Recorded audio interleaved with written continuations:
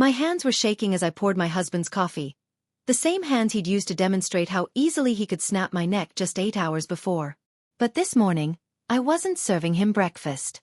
I was serving him witnesses, evidence, and handcuffs. He had no idea 3 people were about to walk through that door. Where are you watching from? Drop your location in the comments. If this story grips you, hit that like button, share it with someone who needs to hear it, and subscribe because what happens next will change everything. Time is stamped. Let's see who stays until the end. My name is Vanessa Clark, and I'm about to tell you about the morning I stopped being afraid. I'm standing in my kitchen right now, and my hands are shaking.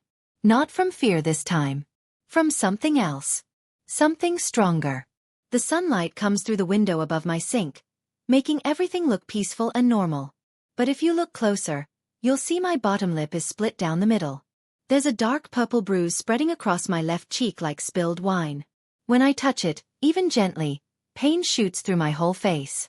I'm setting the breakfast table. Our wedding china. The white plates with tiny blue flowers my mother gave us 23 years ago. Grandmother's tablecloth, the one with her hand-stitched roses along the edges. I cut fresh gardenias from the garden and put them in a crystal vase right in the center. Everything looks beautiful. Perfect even. Like nothing bad ever happened here. But something did happen. Last night, my husband Terrence hit me so hard I saw stars. Let me back up. Let me tell you how I got here to this moment, to this morning where everything is about to change. It happened around 9 o'clock last night. I made lasagna for dinner, his favorite, with 3 kinds of cheese and Italian sausage. I spent 2 hours making it from scratch. When he came home from his job at the insurance company, he barely looked at it. He was angry about something at work. His boss said something. A client complained. I don't even remember now. It doesn't matter, does it? There's always something. He ate in silence while I sat across from him, watching, waiting. You learn to read the air when you live like this. You learn to feel danger the way animals sense storms coming. After dinner, I was washing dishes at the sink. Just washing dishes. Humming a little song. And I dropped a glass. It wasn't even one of the good glasses. Just a regular drinking glass from the cupboard. It shattered on the tile floor, pieces flying everywhere. He stood up so fast his chair fell backward. Can't you do anything right? His voice was quiet. That's how I knew it was bad. When he yells, it's almost better. When he gets quiet, when his voice drops down low like that, I know what's coming. I'm sorry, I said. It slipped. I'll clean it up right now. You're always sorry. He walked toward me. Sorry doesn't fix anything, Vanessa. Sorry doesn't make you less useless. I bent down to pick up the glass pieces. My hands were shaking so badly I could barely hold them. That's when he grabbed my arm and yanked me up. Hard. So hard I heard something pop in my shoulder. Look at me when I'm talking to you. I looked up. His eyes were dark. Empty. Sometimes I think about the man I married and I can't find him anywhere in those eyes anymore. Please, I whispered. I'll be more careful. I promise. That's when he slapped me. Open palm across my face. The sound echoed in our kitchen. For a second, everything went silent. Then the pain came, hot and sharp, spreading across my cheek. I touched my mouth. My fingers came away red. He looked at his hand like he didn't recognize it. Then he looked at me. And you know what he said? He said, "Look what you made me do." Like it was my fault. Like I forced his hand to move. Like I broke myself. He left. Walked out the front door and drove away. I stood there in the kitchen with blood on my chin and broken glass at my feet, and something inside me finally broke too. But not the way he broke me. Something else cracked open. Something that had been sleeping for 3 years. I need to tell you about the beginning so you understand. So you know I didn't always live like this. 23 years ago, Terrence was different. Or maybe I was different. Maybe we both were. He used to bring me flowers every Friday. Yellow roses because I told him once they were my favorite. He'd leave little notes in my lunch bag when I went to work at the school library. "Thinking of you," they'd say. Or "Can't wait to come home to you." We got married in June. Small ceremony in my parents' backyard. His vows made me cry. He promised to protect me, honor me, love me forever. I believed every word. For 20 years, he kept those promises. We had a good life. A nice house in the historic district of Charleston, the one with the big front porch and magnolia trees. We couldn't have children, which hurt for a while, but we made peace with it. We traveled. We laughed. We were happy. Then 3 years ago something changed. It started small. So small I almost didn't notice. He'd make comments about my weight. Maybe you should skip dessert tonight. He'd criticize my clothes. You're not wearing that, are you? He started checking my phone. Asking who I was texting. Where I was going. Why I needed to see my sister Denise so much. I just want to know what's going on in your life, he'd say, smiling. Is that so wrong? But it didn't feel like love. It felt like being watched. Then he took over our money. All of it. My paycheck from the library started going into his account. He gave me an allowance. $50 a week for groceries and whatever else I needed. I'm better with finances, he explained. Trust me. I'm doing this for us. I trusted him. That was my mistake. The first time he actually hurt me was a year after the money thing started. We were at a dinner party at his boss's house. I was talking to another woman, Lisa, someone I'd just met. She was telling me about her book club and asked if I wanted to join. I got excited. I hadn't done anything social in months. Maybe longer. Terrence always had reasons why I couldn't go places. Too tired. Too busy. Too expensive. But here was a chance. A normal thing. So I said yes. On the drive home, Terrence didn't speak. His hands gripped the steering wheel so tight his knuckles turned white. I knew I'd done something wrong. I just didn't know what yet. When we got inside our house, he grabbed my wrist. Not hard enough to leave a mark. He was careful then. Always careful. What were you doing? His face was close to mine. His breath smelled like the wine from dinner. I was just talking to Lisa. She invited me to. I saw how you were acting. Laughing. Flirting with everyone. Making me look like a fool. I wasn't flirting. Terrence, I was just being friendly. He squeezed my wrist tighter. You made me look bad. Do you understand that? My boss was watching you. Everyone was watching you. Tears started running down my face. I'm sorry. I didn't mean to. You never mean to. He let go of my wrist and pushed me. Not hard. Just enough to make me stumble backward. But you always do. That night I called Lisa and told her I couldn't join the book club after all. I said I was too busy. She sounded disappointed. I never talked to her again. After that, things got worse. Faster. Terrence started coming home angry more often. Everything I did was wrong. The house wasn't clean enough. Dinner wasn't ready on time. I talked too much. I didn't talk enough. I was gaining weight. I looked tired. Why did I always look so tired? He'd grab me sometimes. Push me.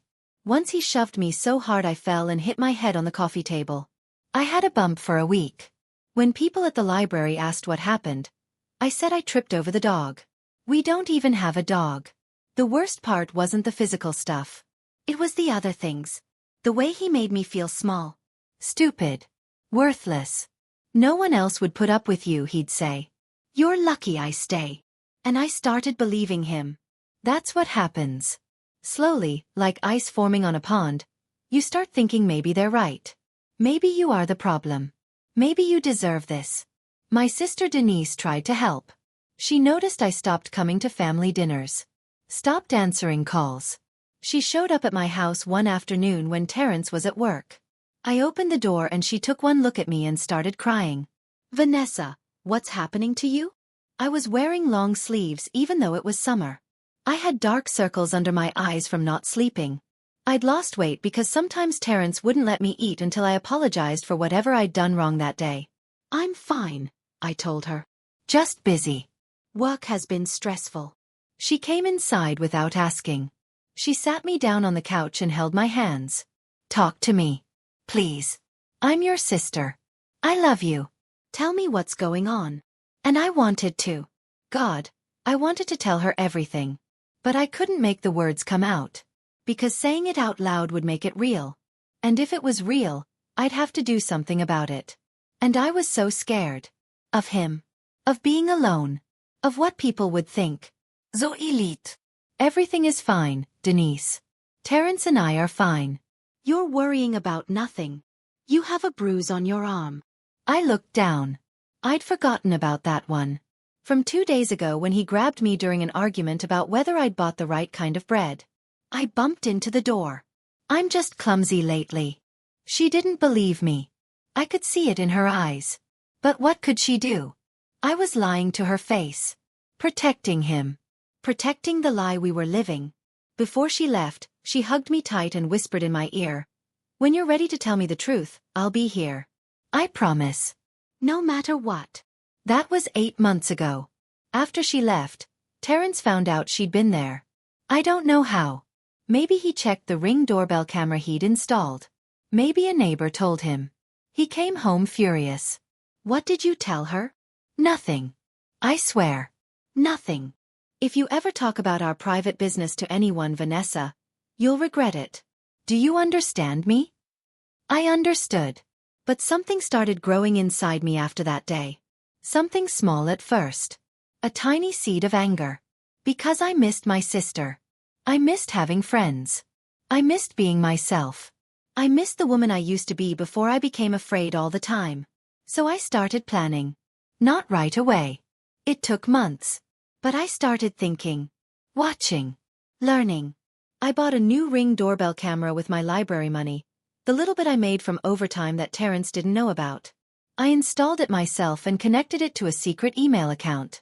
Every time he came home angry, every time we fought, it recorded everything. I started keeping a journal.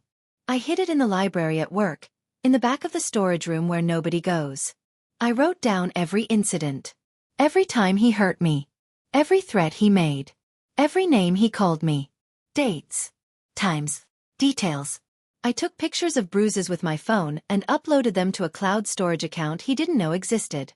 I talked to Detective Lisa Hartwell, a woman who came to the library sometimes. She was kind. Patient. She gave me her card and said, "If you ever need help, call me. Day or night." I also talked to Pastor Jerome from the church I used to attend before Terrence stopped letting me go. I explained everything. He listened without judgment. He said he'd help whenever I was ready. I was building something. Evidence. Proof. A way out. And last night, when Terrence hit me so hard I tasted blood, when he looked at me with those empty eyes and blamed me for his violence, I decided I was ready. This morning, I woke up before dawn. Terrence hadn't come home yet. Probably at his brother's house. He always runs there after he hurts me. I got up and started cooking. Pancakes. Bacon. Fresh orange juice. His favorite breakfast. I set the table with our best things. I made everything perfect. Then I sent 3 text messages. One to Detective Hartwell. "It's time. Please come at 8 o'clock. One to Pastor Jerome. "I need you. Please come at 8. One to my sister Denise. "I'm sorry I lied. Please come at 8. I need you." Now it's 7:45. Terrence just pulled into the driveway. I hear his car door slam. His footsteps on the porch. The jingle of keys. My heart is pounding so hard I can feel it in my throat. But I don't move. I stand here by the table, hands folded, waiting. The door opens. He walks in. He's wearing the same clothes from last night. His hair is messy. He looks tired. When he sees me standing there, he stops. His eyes go to my face. The bruise. The split lip. I watch something flicker across his expression. Guilt maybe. Or fear. It's hard to tell anymore. "Vanessa." His voice is soft. Careful. "Baby, I'm so sorry. I don't know what happened last night. I was stressed and I lost control. You know I love you, right?" I don't answer. I just gesture to the table. "I made breakfast." He looks confused. Like he expected yelling or tears or me packing my bags. Not breakfast. Not this calm, quiet woman standing in the kitchen. "You didn't have to do that." He moves closer. Cautious. Like I'm a wild animal that might run. "Let me look at your face. Does it hurt? Maybe we should put some ice on it." "Sit down, Terrence." Something in my voice makes him stop. He studies me for a long moment. Then he sits. I pour him coffee. Put cream in it, just how he likes. I set a plate of pancakes in front of him. Everything perfect. Everything normal. Except nothing is normal anymore and we both know it. He picks up his fork but doesn't eat. He's watching me. Waiting. I forgive you, I say quietly. For last night. Relief floods his face. Thank you. God. Vanessa. Thank you. I promise it won't happen again. I'll get help. I'll see someone. Whatever you need. I forgive you for all of it actually. Every time you hurt me. Every name you called me. Every time you made me feel small and worthless and afraid. I forgive all of it. He sets down his fork. What are you saying? I'm saying I forgive you. Because holding on to anger will only hurt me.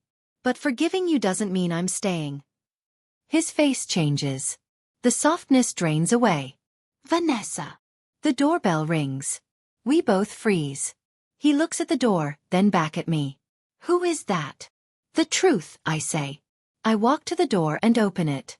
Detective Hartwell stands there in her uniform, her face serious and kind at the same time. Behind her is Pastor Jerome, tall and steady.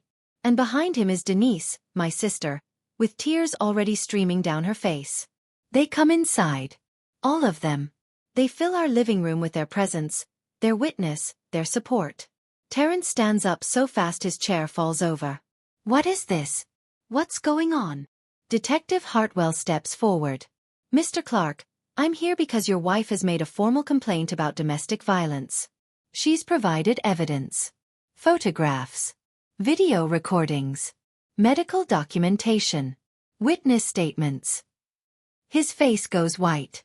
He looks at me. You recorded me? You've been planning this? For 8 months, I say. My voice doesn't shake. Every argument. Every threat. Every time you put your hands on me. I have proof of everything. Vanessa, please. Now he sounds desperate. Panicked. We can work this out. We don't need them here. This is between us. Pastor Jerome speaks up, his voice deep and calm. No, son. When someone gets hurt, it stops being private. It becomes a community matter. We all have a responsibility to protect each other. Denise walks straight to me and wraps her arms around me. I feel her shaking. Or maybe I'm the one shaking. Hard to tell. I'm so sorry, she whispers in my ear. I should have pushed harder. I should have made you tell me. You're here now, I whisper back. That's what matters. Terrence is looking around the room like a trapped animal. This is ridiculous. She's exaggerating. I never. You broke 2 of my ribs last March, I interrupt. My voice is steady now. Strong. I told the emergency room I fell down the stairs. You gave me a concussion in July. I said I slipped in the shower. Last night you split my lip and bruised my face because I dropped a glass. A glass. Terrence. That's all it takes now. A dropped glass. A wrong word. The wrong look on my face. Detective Hartwell is writing everything down. Mrs. Clark has agreed to press charges. And based on the evidence she's provided, there's enough for an arrest. An arrest? Terrence's voice cracks. You're going to arrest me?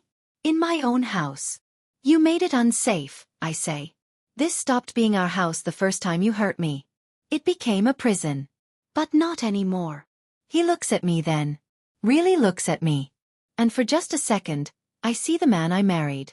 The one who brought me yellow roses. The one who made me laugh. That man is crying now. I love you, he says. I know I messed up. I know I hurt you. But I love you, Vanessa. Doesn't that count for something? This is the hardest part. Because part of me still loves him too. Or loves who he used to be. Or loves the idea of what we could have been. I walk over to him. Close enough to see the tears on his face. Close enough to smell his cologne, the same one he's worn for 20 years. Love isn't supposed to hurt, I say softly. Love isn't control. It isn't fear. It isn't walking on eggshells wondering what will set you off next. Real love makes you feel safe. Free. Valued. What you gave me wasn't love, Terrence.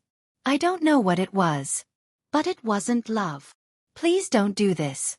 I have to. Not just for me. For every woman who stays because she's scared.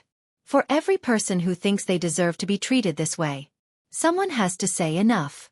Someone has to draw the line. Today that someone is me. Detective Hartwell steps forward with handcuffs. Mr. Clark, you have the right to remain silent. I turn away. I can't watch. Denise holds my hand as they take him out to the police car. Pastor Jerome stays with us, his presence solid and comforting. When the door closes behind them, I finally break. I collapse onto the couch and sob. 3 years of fear and pain and shame pour out of me. Denise holds me. Just holds me. Doesn't try to fix it or stop it. She lets me cry until there's nothing left. What happens now? I ask when I can finally speak again. Now you heal, Pastor Jerome says. It won't be easy. It won't be quick. But you're not alone anymore. He was right. The next months were hard. Harder than I expected. There were court dates. Testimonies. Terrence's lawyer tried to make me look crazy. Bitter. Vindictive. But the evidence didn't lie. The videos didn't lie. The medical records didn't lie. He was convicted of domestic assault. He got 2 years in prison, 3 years probation, and a permanent restraining order. I filed for divorce. He didn't contest it. I started therapy. Twice a week at first. I learned words for what happened to me. Gaslighting. Coercive control. Traumatic bonding. I learned it wasn't my fault. That took the longest to believe. But eventually, slowly, I did believe it. I joined a support group for survivors. Sitting in that circle of women, hearing their stories, sharing mine, it saved me. We held each other up. Reminded each other we were strong. We were enough. We deserved peace. I kept my job at the library. Started going back to church. Reconnected with old friends. Spent time with Denise and her family. Planted new flowers in my garden. Started reading again. Really reading, getting lost in stories the way I used to. I learned how to be Vanessa again. Not Terrence's wife. Not a victim. Not a survivor, even. Just Vanessa. A woman who likes gardenias and mystery novels and laughing with her sister over coffee. 2 years after that breakfast, I met someone. Marcus. He's a teacher at the high school. Patient. Gentle. Kind. He knows my story. All of it. And he never rushes me. Never pushes. Never makes me feel afraid. Our first argument I flinched. Old instincts. He saw it and immediately stepped back. I would never hurt you, he said quietly. Never. I promise. And I believed him. That's how I knew I was healing. Because I could tell the difference now between love and danger. 3 years after that morning, Terrence asked to meet with me. His lawyer arranged it. Supervised. Safe. I almost said no. What was there to say? But Pastor Jerome encouraged me. Sometimes closure comes from looking them in the eye one last time. Seeing them as they really are. Human. Broken. Not monsters. Just broken people who broke others. So I went. We met at a coffee shop. Public. Detective Hartwell sat at a nearby table, just in case. Terrence looked different. Older. Smaller somehow. Prison had changed him. Or maybe I was the one who changed. Maybe I just saw him clearly now. Thank you for coming, he said. His voice was hoarse. Uncertain. I didn't say anything. Just waited. I've been in therapy. In prison they made me go. I'm learning about what I did. Why I did it. He looked down at his hands. I know sorry doesn't fix anything. I know it doesn't take back the pain. But I am sorry, Vanessa. Truly. Deeply. I destroyed the best thing in my life because I was angry and broken and I didn't know how to deal with it. That's not an excuse, I said. I know. It's not. There is no excuse. He looked up at me. His eyes were clear. Sober. I just wanted you to know I take full responsibility. For all of it. You didn't deserve any of it. You were perfect. You are perfect. And I was the problem. Only me. Something loosened in my chest. Something I didn't even know was still tight. I forgive you, I said. I forgave you a long time ago. Not for you. For me. So I could move on. So I could be free. Are you happy?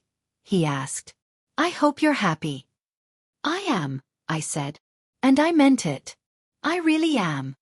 We sat there for another minute in silence. Then I stood up to leave. Vanessa. He stopped me.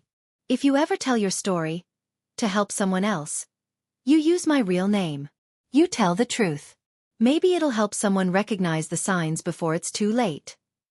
I nodded. Maybe it will. I walked out of that coffee shop and into the bright Charleston sunshine. Denise was waiting in the car.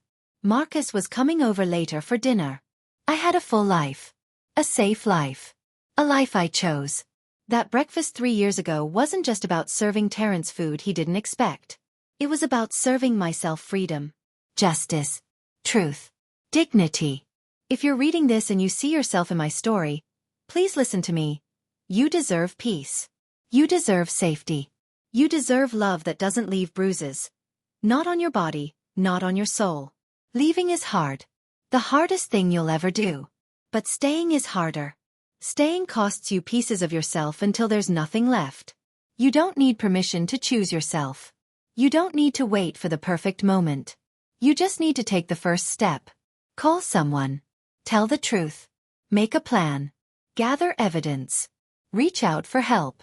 There are people waiting to catch you. Detectives like Lisa Hartwell. Pastors like Jerome. Sisters like Denise. Counselors and lawyers and advocates and friends. A whole community of people who will stand with you when you're ready to stand for yourself. The National Domestic Violence Hotline is 1-800-799-7233. They're available 24 hours a day, 7 days a week. Call them. Text them. Chat with them online. They can help you make a safety plan. Connect you with resources. Listen without judgment. You are not alone. You are not crazy. You are not the problem. And you are so much stronger than you know. That morning I served breakfast. I served myself freedom. And if I can do it, scared, bruised, broken as I was, so can you. Choose peace. Choose safety. Choose yourself. You deserve a life without fear. Go get it.